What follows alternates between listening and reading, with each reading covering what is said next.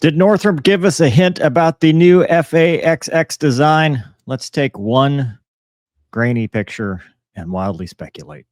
3, 2, 1, fight off.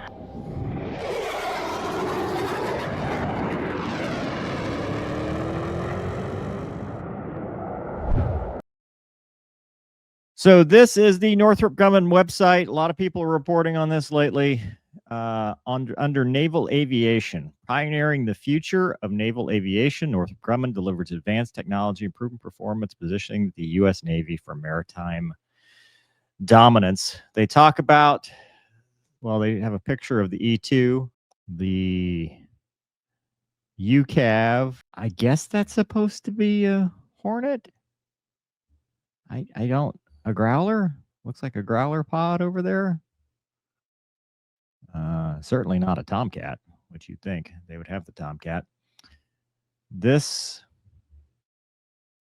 right here appears to be something.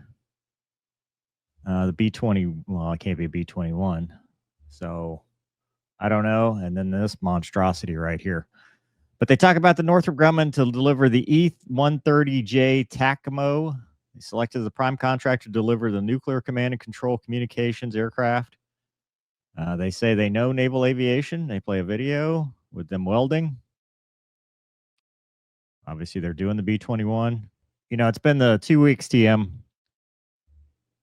like for 3 months, 4 months at this point. But they have this picture, project power anywhere. The Northrop Grumman FAXX concept. And we look at this for what can we see here? Well, we got the stupid canopy bow. Don't know why. It's 2025. We don't need that anymore. We can design stuff to be cool without it. The Viper did it. F-22 did it. Fat Amy couldn't figure it out. Now this thing is going to have a canopy bow, I guess. So the most interesting part about all of this to me, right there, that is appearing to be an intake. What else had the intake on top? J36.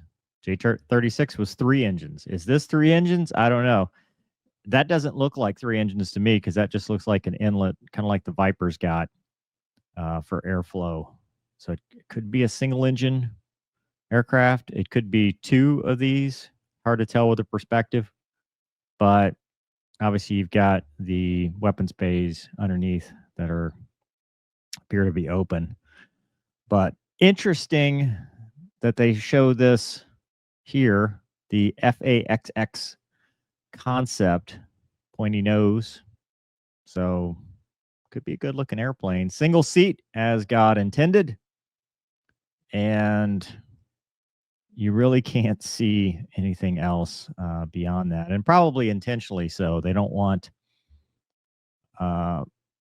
other competitors to see what they have so far.